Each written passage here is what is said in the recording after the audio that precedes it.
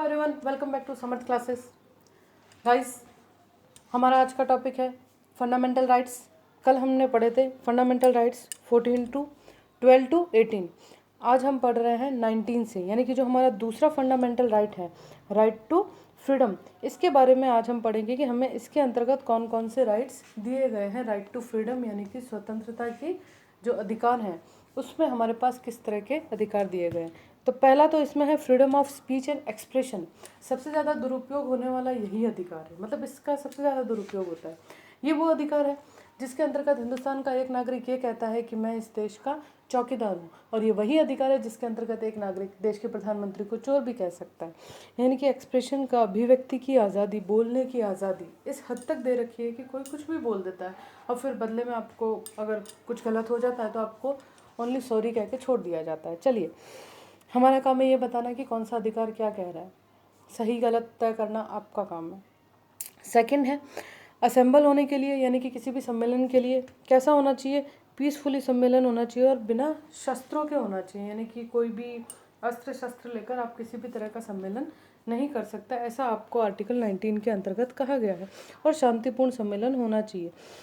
C part क्या कह रहा है इसका, एसोसिएशन या यूनियन बनाने का। आपको किसी भी तरह का संगठन बनाने का या संघ बनाने का पूरा अधिकार है, चाहे वो राजनीतिक दल हो या किसी और प्रकार का संगठन। बस काम सारे कानून के दायरे में होने चाहिए। To move freely throughout the territory of India, यानी कि देश में कहीं पे भी आपको घूमने का पूरा राइट है। आप कहीं पे भी घूमने जा सकते हो, बिना किसी रोक टोक के आपको घूमने का पूरा राइट बनता है। इसके अलावा आपको क्या अधिकार है, आपको अधिकार है इसके अलावा पूरे हिंदुस्तान में कहीं पे भी जाकर बसने का। जेके को इतने दिन तक हम छोड़ रहे थे, लेकिन अब तो हम जेके को भी नहीं छोड़ेंगे, क्योंकि वो भी अब हिंदुस्तान का एक बहुत ही अभिन्न अंग तो शुरू से था। लेकिन जो एक प्रॉब्लम थी आर्टिकल 370, जिसके बारे में आप सबको पता है, अब वो प्रॉब्लम हट गई है। तो यानी कि अब हम पूरे हिंदुस्तान में कहीं पर भी जाकर रह सकते हैं, कोई भी बाउंडेशन हमारे ऊपर नहीं है। बस काम सारे नियमों के अंतर्गत होने चाहिए, यानी कि कानून के दायरे में होना चाहिए। उसके बाद क्या है, आपको व्यवसाय की, यानी कि बिजनेस करने की आज़ादी। आप किसी भी तरह का बिजनेस करने के लिए पूरी तरह से आज़ाद हैं, कानूनी दायरे में रहते हुए। ऐसे नहीं कि आप मुझे कहें कि मैम नशीले पदार्थों का या वेपन्स का, इस तरह का बिजनेस भी no, it's not allowed. Business हो जो लोगों के अच्छे के लिए हो, इस तरह का कोई भी बिजनेस आप कर सकते हैं। आपको जाति पाति किसी भी आधार पर कोई भी रोक टोक नहीं होगी, आप किसी भी प्रकार का व्यवसाय अपना सकते हैं। ठीक, फिर चलते हैं हमारे नेक्स्ट, यानी कि आर्टिकल 20 की तरफ। अपराधों के लिए दोष सिद्धि के संबंध में जो संरक्षण है वो क्या कहता है, यानी कि आर्टिकल 20 क्या कहता है। आर्टिकल 20 ये कहता है कि किसी भी अभियुक्त को आप दोषी करार तभी दोगे जब उसे जुडिशियल एक इंक्वायरी हो जाएगी, सब तय हो जाएगा कि हाँ ये एक अपराधी है, तभी आप उसे अपराधी कहोगे, अदरवाइज आप उसे अपराधी नहीं कहोगे। ठीक है, ये आपको पहले इस बात में बताया गया है कि आप किसी को भी अपराधी नहीं कह सकते जब तक कि उसका अपराध साबित ना हो जाए, तब तक आप उसे अपराधी या क्रिमिनल नहीं कहेंगे। ठीक है, आप उसे पकड़ के ले जा रहे हैं, कर रहे हैं, वो एक अलग बात है, लेकिन उसके लिए आप क्रिमिनल वर्ड यूज़ नहीं करेंगे, उसके लिए आप अपराधी वर्ड यूज़ नहीं करेंगे जब तक कि कोर्ट उसे अपराधी ना कहे। और क्या कहता है कि एक ही गुनाह के लिए किसी भी व्यक्ति को 2 बार पनिशमेंट नहीं मिलेगा, यानी कि एक ही अपराध के लिए 2 बार दंडित नहीं किया जा सकता, ऐसा भी कहा जा रहा है। फिर थर्ड पॉइंट क्या कहता है कि किसी भी अपराध के लिए अभियुक्त किसी व्यक्ति को स्वयं अपने विरुद्ध साक्षी होने के लिए बाध्य नहीं कर सकता। ये आपका आर्टिकल 20 कह रहा है। फिर क्या है आपका आर्टिकल 21, प्राण और दैहिक स्वतंत्रता का संरक्षण। ये क्या कह रहा है आपको, आर्टिकल 21 ये घोषणा करता है कि किसी भी व्यक्ति को उसके प्राण से विधि द्वारा स्थापित प्रक्रिया के अनुसार ही वंचित किया जाएगा, अन्यथा नहीं किया जाएगा। इसके अंतर्गत एक विवाद हुआ था, ये विवाद था आपका 1978 में, जो कि मेनका मामला जिसे कहा जाता है। उस वक्त सुप्रीम कोर्ट ने तकरीबन 34 टाइप के अधिकार इसके अंदर शामिल किए थे प्राण के अधिकार में, जिसमें जो अभियुक्त है उसको कई तरह के अधिकार दिए गए हैं। जैसे मैं आपको एग्जांपल के तौर पे बता दूं, जीवन रक्षा का अधिकार, निजता का अधिकार, आश्रय का अधिकार, स्वास्थ्य का अधिकार, त्वरित सुनवाई का अधिकार। अगर आपको पता हो तो पुलिस अगर किसी को पकड़ के ले जाती है तो आपको पता है कि उसे हथकड़ी नहीं लगाई जाती, अभी तो रिसेंटली आज ही आपने विकास दुबे का केस भी देखा है, कल उसे पकड़ के लेके गए थे, आपने देखा होगा कि उसे हथकड़ी नहीं लगाई गई थी। तो पुलिस किसी को हथकड़ी तब तक नहीं लगा सकती जब तक कि क्या नहीं हो, कोर्ट इजाज़त नहीं देता कि इसको हथकड़ी लगा दी जाए। आप उसे गिरफ्तार करके ले जा रहे हैं, दिस इज़ ट्रू, बट आप उसे हथकड़ी नहीं पहना सकते।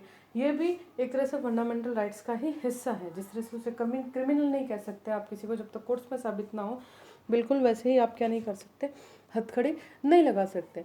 दूसरा, गिरफ्तार करने के 24 आवर्स के अंदर अंदर आपको उस अपराधी को कोर्ट के अंदर पेश करना है जिसे आप पकड़ के लेके जा रहे हैं। ये पुलिस के लिए है कि 24 आवर्स के अंदर अंदर उसे कोर्ट में पेश करना पड़ता है। दूसरा, पुलिस अगर आपको गिरफ्तार करने आ रही है तो पुलिस के पास वारंट होना चाहिए। अगर आपके घर में तलाशी लेने आ रही है तो उनके पास सर्च वारंट होने चाहिए। ये इस तरह के अधिकार हमें दे रखे हैं। ये सब हमारे क्या हैं, फंडामेंटल राइट्स हैं। तो प्राण और दैहिक जो स्वतंत्रता है उसमें इस चीज़ों को कहा गया है कि देरी से फांसी के विरुद्ध अधिकार, विदेश यात्रा का अधिकार, बंधुआ मजदूरी करने के विरुद्ध अधिकार, हिरासत में शोषण के विरुद्ध अधिकार, यानी कि अगर पुलिस कस्टडी में है और पुलिस 3rd डिग्री यूज़ करती है तो उसके लिए भी आप कोर्ट का दरवाज़ा खटखटा सकते हो कि पुलिस मुझसे ज़बरदस्ती कुछ कहलवा रही है या इस तरह के। ये सारे अधिकार आपके आर्टिकल 21 में आ रहे हैं, जिसे हम कहते हैं प्राण और दैहिक स्वतंत्रता का अधिकार।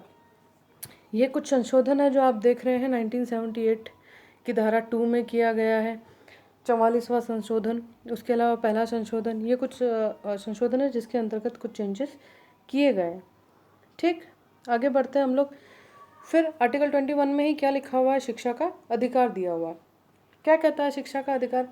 शिक्षा का अधिकार ये कहता है कि 14 ईयर तक के हर बच्चे को निःशुल्क शिक्षा का प्रावधान किया गया है RTE एक्ट 2009 के तहत, जो कहता है कि 14 साल की उम्र तक के बच्चे को क्या मिलना चाहिए, शिक्षा मिलनी बहुत ही ज़रूरी है, और वो भी फ्री शिक्षा अगर वो लेना चाहे तो, जैसा कि गवर्नमेंट स्कूलों में दी जाती है। हमें पता है, हम लोग प्राइवेट स्कूलों का दरवाज़ा खटखटाते हैं, ये हमारी मर्ज़ी पर है। गवर्नमेंट ने फैसिलिटी दे रखी है कि तो 14 साल की उम्र तक बच्चा क्या करेगा, फ्री में पढ़ेगा। ये कौन सा RTE एक्ट था आपका? 2009 का RTE एक्ट था जिसमें शिक्षा का अधिकार दिया गया। कुछ दशाओं में गिरफ्तारी और निरोध के मामले में संरक्षण, यानी कि किस परिस्थितियों में गिरफ्तारी नहीं की जा सकती उसके बारे में बात की है। ये मैं आपको थोड़ा बहुत पहले ही बता चुकी हूँ कि गिरफ्तार करने का आधार देना होता है कि आप किस बेस पे गिरफ्तार करके लेके जा रहे हो, या फिर सर्च वारंट ले जाना होता है, और 24 आवर्स के अंदर अंदर पेश करना होता है। महिला को गिरफ्तार करना है तो महिला अधिकारी ही होना चाहिए। और कुछ मामलों में ये चीज़ें फॉलो नहीं भी की जाती है। कहाँ नहीं फॉलो की जाती है? अगर कोई शत्रु हो, यानी कि मान लो पाकिस्तान का कोई है, उसको अरेस्ट किया है, तो उसके लिए कोई टाइमिंग वाइमिंग या इस तरह की चीज़ें फॉलो नहीं की जाती है। एक बार उसे फटाफट मजिस्ट्रेट में, हाँ, लेकिन 24 आवर के अंदर अंदर उन्हें मजिस्ट्रेट के सामने प्रस्तुत ज़रूर करना पड़ता है, ये बात है। बाकी प्रोसेस हाथों हाथ फॉलो हो ना हो, ये प्रोसेस आपको फॉलो करना पड़ता है। कब? जब वो शत्रु देश का हो, तो उस मामले में हम क्या करेंगे, इसको फॉलो करेंगे। इसके अलावा व्यक्ति की जो हिरासत है वो 3 माह से ज़्यादा नहीं बढ़ाई जा सकती। निरोध का अधिकार संबंधित व्यक्ति को बताया जाना चाहिए, और निरोध वाले व्यक्ति को ये भी अधिकार है कि वह निरोध के आदेश के विरुद्ध अपना प्रतिवेदन करे, यानी कि अगर उसकी फाइल रिजेक्ट हो जाती है, उसको बेल नहीं मिलती है, तो वो दोबारा अपील भी कर सकता है कि मुझे बेल मिल जाए। और निवारक निरोध कानून जो है, जो संसद द्वारा बनाया गया था 1950 में, उसके बाद 69 में वो समाप्त हो गया था। फिर आंतरिक सुरक्षा अधिनियम बनाया गया 1971 में, जिसे 78 में निरस्त कर दिया गया था। इस तरह से कुछ हमारे समय समय पर संसद में कानून बने भी हैं, निरस्त भी हुए हैं। 78 जो कि 44वां संविधान संशोधन था, उसमें भी निरोध की अवधि को लेकर 3 से 2 माह करने का निश्चय किया था। ऐसी कई बातें थी जो बीच बीच में हुई थी। जब भी हम संविधान संशोधन के बारे में पढ़ेंगे दोस्तों, उस वक्त हम इन पे बड़े आराम से चर्चा करेंगे। अभी हम सिर्फ आर्टिकल के बारे में चर्चा कर रहे हैं, तो संविधान संशोधन से संबंधित जो बातें हैं उनको मैं ज़्यादा डिटेल में नहीं ले रही हूँ। अभी हम सिर्फ ये डिस्कस कर रहे हैं कि कौन से आर्टिकल में क्या क्या लिखा हुआ है। ठीक, तो ये था आपका आर्टिकल 21 जिसमें ये सारी बातें लिखी हुई थी। नेक्स्ट है आपका शोषण के विरुद्ध अधिकार। ये अधिकार हम नेक्स्ट वीडियो में करेंगे। आज के लिए इतना ही काफ़ी है मित्रों। तो अभी तक जो जानकारी आपको मिली है उसको आप अच्छे से पढ़ें। एक बार आप चाहें तो मैं रिवाइज़ कर सकती हूँ। फर्स्ट जो है हमारा पहला अधिकार वो है समता का अधिकार, यानी कि इक्वलिटी का अधिकार, जो आर्टिकल 14 से लेके आर्टिकल 18 में है। जिसमें 14 में कहा गया है विधि के समक्ष समता और विधियों का समान संरक्षण। उसके अलावा 15 में क्या कहा गया है, 15 में कहा है धर्म, वंश और मूल के आधार पर कोई भी डिस्क्रिमिनेशन नहीं हो सकता। आर्टिकल 16 क्या कहता है, आर्टिकल 16 कहता है कि लोक नियोजन में विषय के समान अवसर। आर्टिकल 17 कहता है छुआछूत के अंत के बारे में। आर्टिकल 18 कहता है उपाधियों पर रोक के बारे में। आर्टिकल जो 19 है वो क्या कहता है, आपको 6 सुरक्षाएं देता है, 6 अधिकार, जिसमें आपके बोलने की स्वतंत्रता यानी कि अभिव्यक्ति की आज़ादी है, और क्या है, आपको सम्मेलन की आज़ादी है, और क्या है, आपको यूनियन बनाने के राइट है, आपको देश में कहीं पे भी घूमने का अधिकार है, और क्या अधिकार है, कहीं पे भी रहने का अधिकार है। तो ये कुछ आर्टिकल 19 में आपको अधिकार दिए गए हैं। ठीक, फिर आर्टिकल 20 क्या कहता है, अपराधों के लिए दोष सिद्धि के संबंध में संरक्षण। आर्टिकल 21 प्राण और दैहिक स्वतंत्रता। आर्टिकल 21 में ही वापस प्रारंभिक शिक्षा का अधिकार। और आर्टिकल 22 कुछ दशाओं में गिरफ्तारी और निरोध से संरक्षण। ये आपके आर्टिकल हैं जो अभी तक हमने डिस्कस किए हैं फंडामेंटल राइट्स के तहत। Thank you friends watching this video sorry. हो जाता है कभी कभी जब हम कंटिन्यू बोलते हैं तो थोड़ा सा it's okay. Thank you guys and stay healthy, stay blessed and have a wonderful time ahead.